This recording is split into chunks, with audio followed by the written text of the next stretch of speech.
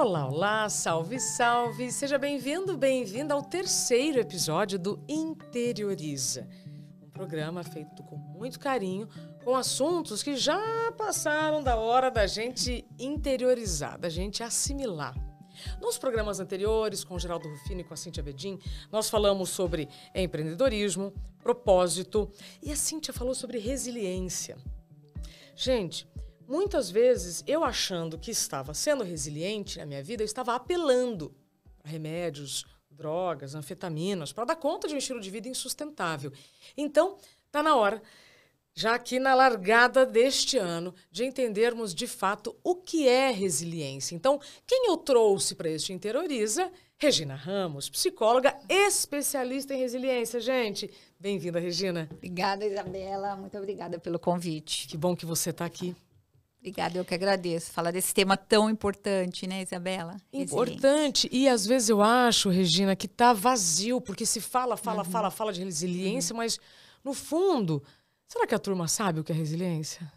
Bom, Isabela, esse termo, né, foi muito abordado nesses últimos 2 anos, mas eu acho que a profundidade dele as pessoas não sabem. Se fala muito, né, nos meios sociais, resiliência é a capacidade que nós temos de passar por uma situação difícil, uma adversidade e sair dessa situação mais fortalecido.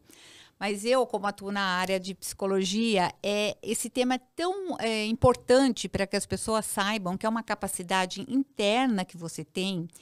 E isso está totalmente ligado à sua história de vida, a como você lida com o estresse, a como você passa pelas adversidades. O que é mais legal, que eu gostaria que as pessoas entendessem, que você pode sempre desenvolver a sua resiliência interna. Sempre. Cada vez se tornar mais forte. Então, é um tema que, assim, a gente pode aprender muito com isso, porque está totalmente ligado ao estresse. E a gente sabe, né, quem aqui não vive o dia a dia com muito estresse e muitas vezes não usa a sua resiliência para passar por tudo isso.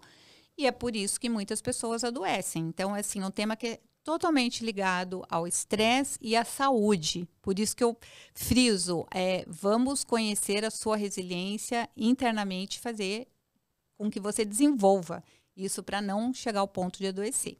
Então, eu preciso treinar, construir a minha resiliência para fortalecer a minha saúde. Perfeito. E não treinar a minha resiliência quando eu adoeço. Perfeito, perfeito. Porque assim, a resiliência você tem que desenvolvê-la em momentos de adversidade. Quando está tudo tranquilo na sua vida, você não precisa, a vida não te exige. Mas a adversidade é o dia inteiro. É Sim. Trânsito, é atraso, né? É uma série de questões. Então, você está falando uma coisa muito legal, que assim, adversidade, estresse, é o que eu falo, tivemos, temos e teremos. Qual que é o ponto principal? É como você lida com isso. Então, esta forma de como você lida com essas adversidades, com o estresse do seu dia a dia, é a que vai fazer diferença para você se tornar uma pessoa que lida positivamente com isso ou que você pode adoecer. E o que me chama muita atenção são o número, né, de pessoas que cada vez mais adoece. O Brasil é o país com maior número de ansiedade no mundo, né? Então, a gente sabe dessa questão da saúde mental. Então, a resiliência é como que um fator essencial na sua vida para você poder viver bem, com qualidade de vida e não adoecer, resumindo. Mas, quando nós falamos sobre resiliência, como eu já mencionei aqui, muitas vezes eu achei que eu estava sendo resiliente, mas eu estava apelando. Aquilo não era coerente. Qualquer pessoa que prestasse atenção no que eu estava fazendo para dar conta daquela situação insustentável, perceberia, Isabela, isso aqui não é coerente. E aí, quando a gente vai falar de coerência, me vem senso de coerência. Eu aprendi isso com você.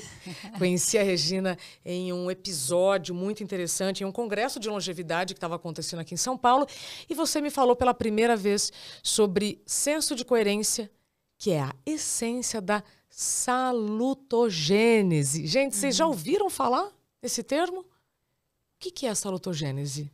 Bom, Isabela, salutogênese foi uma teoria desenvolvida por um sociólogo, quer dizer, saúde, gênese, origem. E o doutor Aaron Antonovsky estudou algumas mulheres, um estudo longitudinal, e ele viu que algumas mulheres não adoeciam. Ele acompanhou a vida dessas mulheres que viviam no campo de concentração, um ambiente extremamente de adversidade, e ele percebeu de início que essas mulheres não se colocavam na posição de vítima e tinham um olhar positivo para a vida. Primeiro, o que chamou a atenção foi isso, na pesquisa. Só que ele aprofunda os estudos e ele percebeu que o quê? O que fazia com que essas mulheres não adoecessem foi isso que você acabou de falar. Elas tinham internamente um senso, o que ele denominou senso de coerência, que era uma capacidade de lidar com o estresse de forma positiva. Mas ele falou, como assim? Como isso ativa os seus pontos saudáveis, a sua saúde? É o oposto de olhar para a doença. Ele viu que as mulheres conseguiam ativar as fontes protetoras da saúde. E ele estuda mais, o que ele percebeu? Que elas tinham uma compreensão do que acontecia, ele chamou de compreensão, ligado ao nosso pensar, o manejo, ele chamou de manejabilidade. Como você fazia para sair dessa situação? Então, sempre, eu acho legal deixar isso claro, que sempre nós temos recursos internos e externos para sair, sempre. A gente precisa ativar, né? A gente não se colocar na posição de vítima. Já vamos falar sobre eles. Recursos internos e externos. E externos, para sair da situação, para ser resiliente. Mas o que ele denominou que era o mais importante, isso é muito legal a gente entender, elas encontravam um significado maior na situação difícil. Então, elas não focavam no problema, mas elas olhavam para o todo da vida delas e falaram, olha, a gente vai passar por isso. Eu já passei, né? Um exemplo, falando praticamente, eu já passei por isso, eu vou aprender alguma coisa com isso, isso vai me ensinar, que tem a ver com resiliência. Então, olha só, se você tem essa coerência psíquica entre o seu pensar, como você sente e nas escolhas que você faz e como você age, você pode ativar o seu senso de coerência para ele te fazer caminhar de uma forma saudável na vida. Isso é muito importante. E isso tem a ver com resiliência diretamente, porque a resiliência, o que ela te faz? No momento difícil, te ajuda a sair dele. Qual a diferença do senso de coerência para o conformismo? Porque muitas pessoas que podem estar nos acompanhando falam assim, mas então elas estavam conformadas com o que estava acontecendo. Tem alguma relação?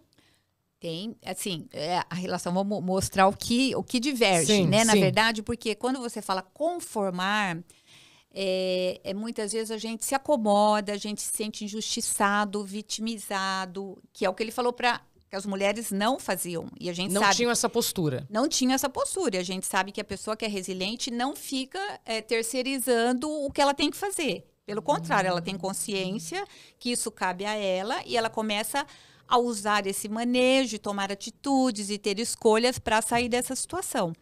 Tá? Então, o que o senso de coerência te ajuda? A você encontrar um equilíbrio interno para não ocupar a posição de vítima. Pelo contrário, ele fala, olha, eu estou entendendo o que está acontecendo na minha vida, por mais difícil, né? Alguns momentos a vida fica meio bagunçada, não é? Você passa por momentos difíceis, né?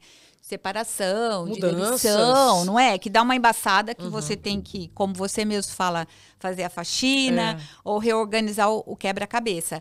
Mas o que ele fala, se você tem essa compreensão, se você fala, não, eu vou fazer tudo que eu posso para sair disso, vou pedir ajuda, que é muito importante, mas eu olho para o meu futuro e falo, eu vou sair dessa, eu vou aprender. Isso tem a ver com resiliência. Porque você não fica só focado no problema. Isso amplia, né? E o que é mais legal? Que depois de 1 ano, 2, 3, por exemplo, no teu caso, que você sempre fala, ou no meu, que você olha, você fala, olha, eu passei, olha como mudou, olha como eu cresci, olha como minha vida se reorganizou para melhor até.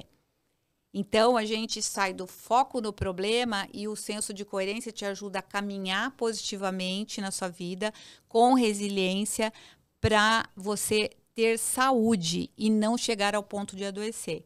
Porque o próprio Dr. Antonovsky fala que nós adoecemos quando você perde o sentido de vida. Quando você olha para, né, você está num momento bem difícil ou sem propósito, né, linkando com a questão do propósito, e você perde o paladar pela vida. Você fala o sentido, libido, o gosto. O gosto. né? E você vê sua vida meio que cinza. Aí que você deprime e seu sistema imunológico fica abalado. Ele liga diretamente, Isabela, com a imunologia. E só lembrando que existem muitos tratamentos, inclusive de câncer, que têm apresentado bons resultados porque estão fortalecendo o sistema imunológico. E não tentando mais destruir as células ruins, né? Porque os tratamentos do passado focavam muito na destruição das células ruins e aí também destruíam as boas. Sim. E agora, um outro caminho dos tratamentos, especialmente para o câncer, que eu estou falando aqui, tem a ver com o reforço do sistema imunológico. Mas o meu sistema imunológico, pelo que você está falando, então, ele é fortalecido ou não pela forma como eu encaro os fatos? Sem dúvida nenhuma. Eu trabalho com médicos, né? Uau. Na Escola Paulista de Medicina. E isso constantemente, as pesquisas mostram, todos os trabalhos, no sentido que essa questão, né, do emocional, de como você lida com o estresse. A gente está falando basicamente de teorias, a salutogênese é relacionada ao estresse, à resiliência também, que a questão principal é a forma como você lida com isso. E se você deixa o estresse tomar conta de você, é óbvio, né, que o cortisol e tudo mais vai afetar o seu sistema imunológico e todo o seu sistema físico e orgânico. Então, olha só como a questão do emocional, né, e de você entender isso, se conhecer, afeta diretamente a sua saúde. Isso é revolucionário. É simples e revolucionário. Olha, a salutogênese é uma das teorias bem revolucionárias, porque o que eu acho bem legal, porque ele falou, não quero olhar para a doença, todo mundo estuda a doença, o doutor Antonovsky, na época, né, ele teve esse olhar, ele falou, quero olhar o que as pessoas têm dentro delas que as mantém saudável, e isso está dentro delas, né, está dentro de você, como você vive o seu dia a dia, suas escolhas, e é o que você falou, muitas vezes a gente se conforma, a gente põe piloto automático, a gente vai indo. Eu, por exemplo, eu adoeci em 2003, e eu achei que eu nunca fosse adoecer. Por quê? Porque eu era psicóloga, então eu me achava bem resolvida. Também a minha vida não estava em piloto automático. Um monte de sinais que me mostravam, não está legal, Regina. Não. E eu deixei em piloto automático, até que eu adoeci gravemente. Por exemplo, que sinal que você teve que você desqualificou? Por exemplo, fisicamente eu comecei a ficar com gripes constantes, Isso. muito cansada, não estava feliz, eu trabalhava muito, era super executiva de RH, minha vida não estava legal. E aí, depois da doença, o que parecia o fim foi o começo, e minha vida teve toda uma reviravolta positiva, para melhor, mas o que eu tento mostrar é que a gente não precisa, né, nas minhas palestras, chegar ao ponto que eu cheguei. É isso que eu levo com o meu trabalho. E a gente está falando disso aqui hoje, né? Olha, preste atenção, busque o autoconhecimento, que é a principal base para você ser resiliente, né, e poder ter um senso de escolha, é se conhecer. Né? E autoconhecimento em relação a como você faz a gestão das suas emoções. Ai, gente, né? Chegamos novamente na questão da gestão das emoções. Regina, a nossa história ela tem muita similaridade, porque eu também fui percebendo vários sinais, até tratando alguns sinais, mas faltou uma visão integral. Não só dos médicos, mas minha também. Né? Aquela ilusão que a gente tem de que, não, depois você se cuida, depois a gente faz, depois a gente pensa nisso. Né? Quando você fala da salutogênese, essa teoria ela veio à tona quando? Então, ele começou os estudos em 1945, na Segunda Guerra, mas ele só publica o termo em 1979, porque foi um estudo que demorou um tempo, ele acompanhou a vida dessas mulheres. Interessante. E elas se reconstruíram, olha só, todas da pesquisa que tinham esse senso de coerência alto, né? Elas reconstruíram a vida numa boa, a vida seguiu. É vida que segue, né? A vida seguiu. É vida que segue, né, Isabela? Então, eu acho que é um grande ensinamento para nós, principalmente nessa era, né, de tantas dificuldades que as pessoas vivem, que a gente pode sim passar por isso e sair melhor, não chegando ao ponto de adoecer, como a gente sabe que tem tantos casos, né, de doença física, mental, tanta farmácia, tanta esquina. Seguir melhor não significa seguir com a necessaire maior, tá, gente? Vou repetir, seguir melhor não é seguir com uma necessaire cheia de remédio. Sim. Sim. Seguir melhor, me parece que o autocontrole que vem do autoconhecimento é o nosso melhor amigo hoje em dia, né, Regina? Para tantos excessos que a gente está vivendo. Sem dúvida, porque como eu estava conversando com você, eu acho legal explicar. Sim. Uma coisa importante da teoria da salutogênese, que o Dr. Antonovsky fala do rio da vida. Uhum. O que é esse rio da vida? Do mesmo jeito, né, que ele fala que você não é nem saudável e nem doente, ele fala tem dois polos, o da saúde e o da doença. O que te faz caminhar mais perto de um ou de outro é o seu senso de coerência. Então, como que ele te leva e te faz ter consciência nas suas escolhas.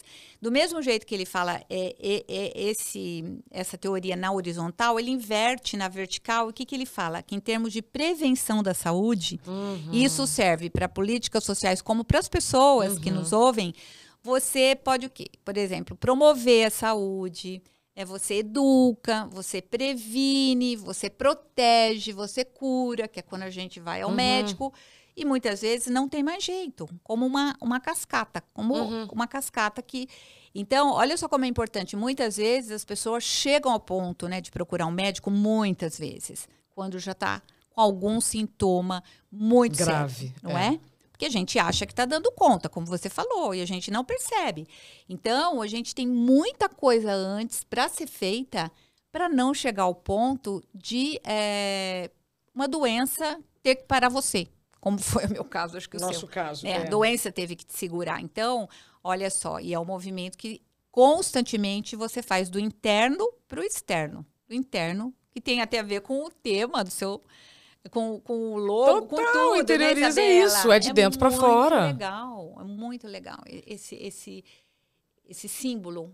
Esse foi um trabalho lindo, feito em equipe, encabeçado pelo Sérgio, aqui da Somcast, e eu estou bem feliz de estar realizando, né, esse sonho de ter um programa próprio para trazer conteúdos que já passaram do tempo da gente interiorizar. Agora, deixa eu conversar com você uma coisa, Regina. Quando você fala do Rio da Vida e dessa inversão de valores que às vezes a gente vai trazendo, eu sempre gosto nas palestras, eu pergunto, quem tem 40 anos, levanta a mão. Mais de 40. Então, sabe qual é o problema? É que a gente passa pelos 20, pelos 30, e nos 20 e 30, você não tem nada. Né? Você é inconsequente do ponto de vista de saúde, de dormir pouco, bebe mais, come mais, quem fuma, fuma mais, ou seja, porque as consequências elas não são tão imediatas. Mas depois dos 40, gente, você dorme mal, o dia seguinte, meu Deus do céu, parece que está com dengue. Né? Nossa Senhora. Então, o nosso metabolismo muda, as nossas necessidades mudam, mas... Queria que você falasse, então, um pouquinho de prevenção, para quem está nos acompanhando, que não precisa adoecer para cuidar da saúde, né? A saúde a gente cuida enquanto tem saúde. Você, inclusive, estava me dizendo que a salutogênese foi inserida pela Organização Mundial da Saúde como... As políticas sociais de prevenção. Um conceito de política pública? Explica mais. Sim. Em 1979, a OMS percebeu... que esse modo de olhar para a saúde, né, que o Dr. Antonovsky criou, poderia auxiliar muito na questão de prevenção para as pessoas não chegarem a ficarem doentes. Então, eles fizeram vários projetos para se trabalhar de forma promovendo a saúde, prevenindo, como a gente sabe que tem várias campanhas que são feitas, né? Agora, Isabela, uma coisa que eu acho importante, né? Por mais que tenham campanhas a toda hora, de tudo, se a pessoa não estiver conectada com ela, tudo passa na sua frente e você não aproveita, certo? Por exemplo, isso que a gente está trazendo hoje. E eu tenho percebido isso no meu trabalho, que muitas vezes as pessoas demoram para perceber em relação à questão da saúde como uma prioridade. É que eu falo, é o melhor investimento que a gente pode fazer. É o que você vai te poupar, né? Você cuidar da sua saúde vai te poupar de ficar doente. Então, a gente faz uma previdência privada, estou falando até por mim, aqui há 10 anos, 15 atrás, super preocupada com o meu financeiro na época, e eu não cuidei da minha saúde, com questões básicas. E eu vejo muito a moçada de empresa do treinamento descuidando um pouco. Aí, quando eu conto o meu caso, elas falam, nossa, aí elas... O que você descuidou? Que se você pudesse voltar atrás, você faria diferente? Não, eu descuidei porque eu buscava meu sucesso e minha felicidade no sucesso financeiro, no trabalho. E o que você descuidou? Foi do sono? Foi dos relacionamentos familiares? Sim. O que você descuidou? Eu acho que eu descuidei muito da saúde física, por exemplo, eu trabalhava muito até tarde. Eu comia muito mal porque não dava tempo. Eu era gerente de RH, tinha que... Tá. Então, essas coisas que são essenciais todo dia, né? Porque eu falo igual pequeno, banho. não é? O pequeno se torna grande. Você não faz hoje, aí você não faz hoje, aí não vai... Então, eu acho que isso tudo não foi só um mês. Foi um mês, foi meio ano, foi um ano. E eu não fui percebendo, que é o mais sério. Então, a gente volta para a questão do autoconhecimento e da resiliência, que eu vou até aproveitar o seu logo, que é maravilhoso. Tudo isso de onde parte? Parte daqui, do centro, né? Deste autoconhecimento, para você ter um autocontrole diante do estresse, para você poder perceber o seu entorno, o contexto, você analisar a relação com as pessoas, para você ter motivação, sentido de vida. Então, acho tão interessante isso, é tão rico esse seu logo, Isabela, porque tem muito a ver com resiliência, com as escalas que mensuram resiliência, com o autoconhecimento, que é um movimento de dentro para fora que você vai fazendo para poder encarar qualquer adversidade que vier. E a gente pode. Isso é legal, né? Sim. A gente pode. E olha só, eu trabalho com uma biografia humana. O que eu ajudo as pessoas a perceberem? Que essa força interna está na tua história de vida. Biografia humana. Me fala mais sobre isso. Bio é vida, grafia é escrita, né? Então, como é a sua história de vida? Na verdade, é diferente da minha, da dele, porque tem a individualidade de cada um. Mas nós temos ciclos parecidos, né? A gente vai para a escola aos 7 anos, maioridade 18, mas difere por causa da individualidade. Uhum. Agora, o que é mais, que eu acho assim, muito rico no meu trabalho, as pessoas perceberem que essa força da resiliência, de passar por adversidade, está na sua história de vida. E se eu te perguntar, Isabela, me conta, na sua biografia hoje, você me diria que a sua resiliência você desenvolveu nos momentos difíceis? O que você? Claro. Sim. Então, mas é duro a gente se apropriar disso, né? Você se apropria depois, né? Depois. Isso é legal, Isabela. A pessoa perceber que não foi no momento que estava tudo bem da sua vida, que você não precisou. Eu falo, é na subida que a canela engrossa. É na subida que a canela engrossa, no gente. Português. Olha que beleza. Ou mar calmo, aquela frase, mar calmo não faz bom marinheiro. É isso mesmo, a vida não é fácil. E fica difícil, é difícil. Para todo mundo, não é só para você. É desafiadora, né, Regina? Desafiadora. Agora, o que é legal? Você aprender com os momentos difíceis e se fortalecendo.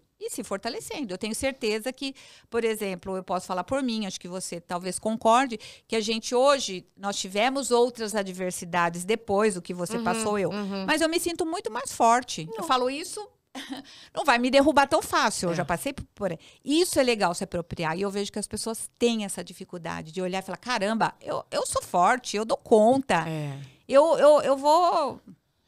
Vou conseguir. Vou conseguir. E aí você fica... Não que não pode falar. Não, por favor.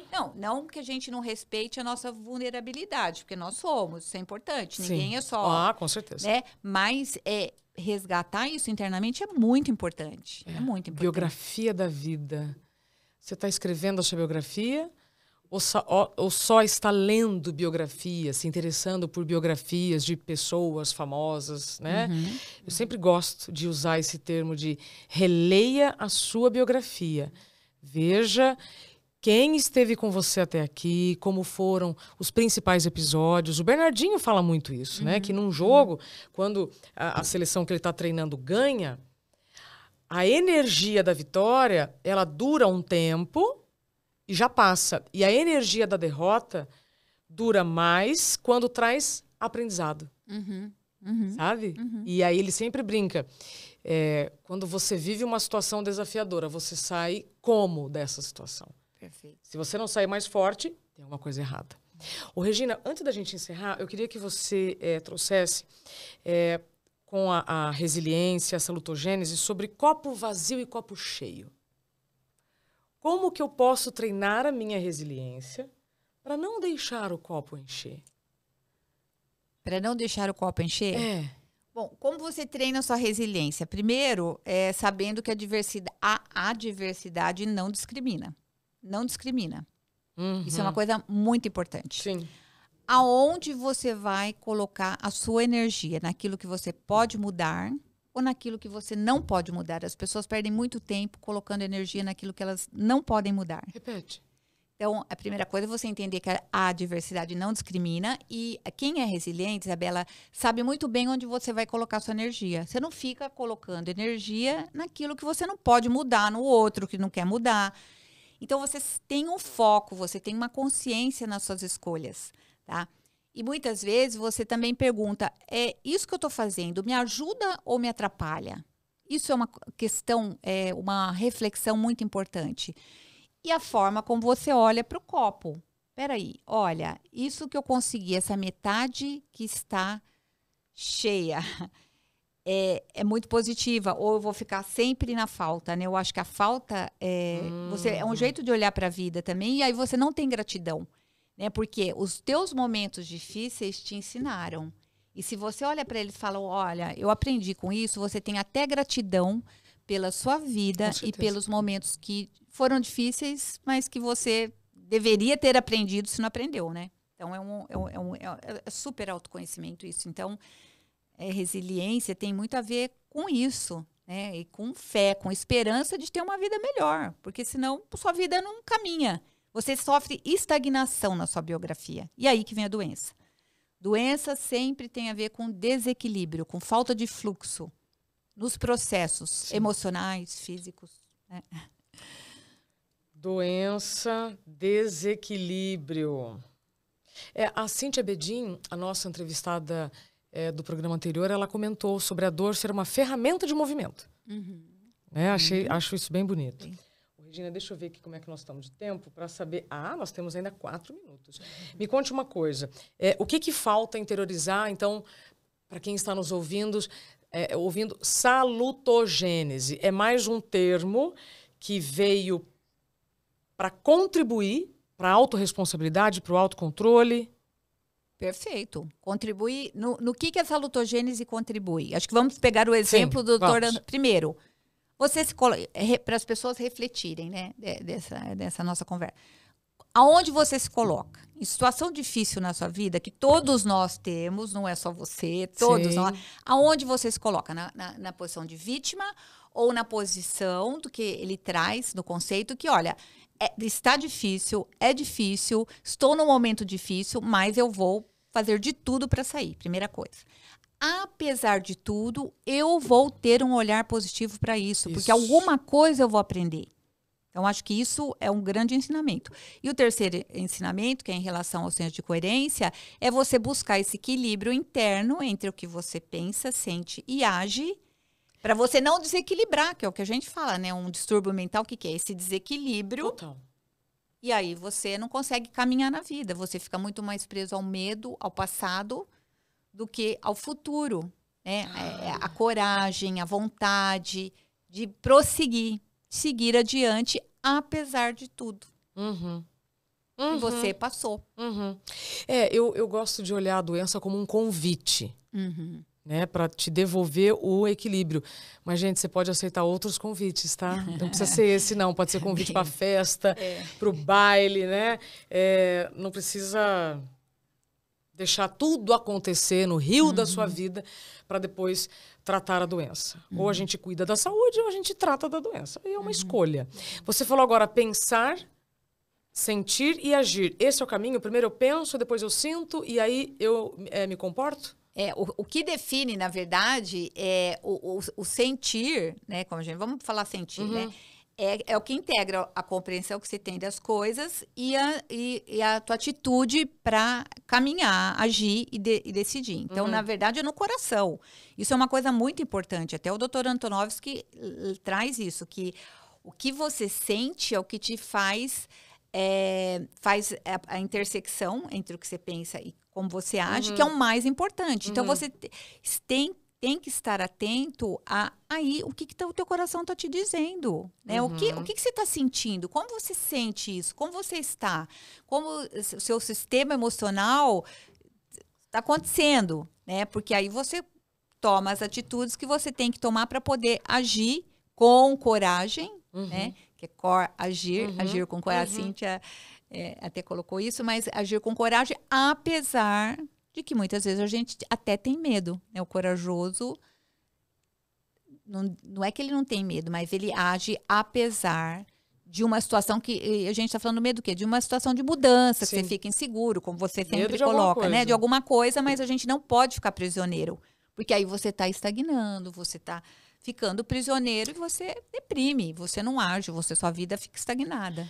Gente, isso é lindo, porque quando você traz a ideia do rio da vida, e a depressão é o excesso de passado, então a pessoa ficou parada em algum lugar deste rio, né? E é impossível, né? Quem já viu um rio sabe que o fluxo ele é tão natural que quando você quer ficar parado no rio, você usa muito mais força, né, para se agarrar a algum tronco. Olha que exemplo. Imagem legal. Você gasta muito mais energia para ficar agarrado num tronco. Eu já fiquei, tá, gente? Eu sou da roça, então eu já caí no rio. É muito difícil ficar parado no rio. E se você se deixar fluir, a vida caminha. Nossa, adorei. Adorei, Regina. Ai, que bom. Para quem está encantado com tudo que você compartilhou conosco, como que a nossa audiência continua te acompanhando? Ou eu tenho uma página no Instagram, vou citar a página que eu acho que é mais fácil para as pessoas me acessarem, que é Regina W. Ramos, onde eu posto esses conteúdos de resiliência, salutogênese, biografia humana, para ajudar as pessoas a refletirem sobre isso, que é um tema tão importante para a gente poder viver mais feliz, com mais qualidade de vida e principalmente saúde saudável, emocional. Física, né, Isabela? Excelente. Regina, o que você quer brindar? Eu quero brindar o nosso encontro. Muito obrigada. Parabéns pelo seu programa. Obrigada. E que 2023 seja um ano de muita resiliência para nós e para todos. Muitos aprendizados e muitas boas notícias. Saúde. Saúde. Então, olha, desejo que você flua pelo rio da sua vida. E que bom que você aceitou esse convite para esse turismo interno de hoje. A gente se encontra no próximo Interioriza. Deixe seu comentário, sua sugestão, o seu coração e compartilhe também com quem você quer bem. Até mais.